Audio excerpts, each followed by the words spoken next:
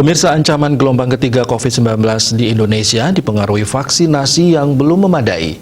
Masih sekitar 65% penduduk Indonesia belum mendapat pelindungan memadai vaksin atau belum dapat vaksin 2 kali. Bahkan masih lebih 3/4 populasi lansia belum mendapat vaksin yang memadai. Pakar ilmu kesehatan dari Universitas Indonesia, Profesor Chandra Yoga Aritama menyoroti aktivitas masyarakat yang cenderung meningkat dan kepatuhan terhadap protokol kesehatan yang kembali menurun.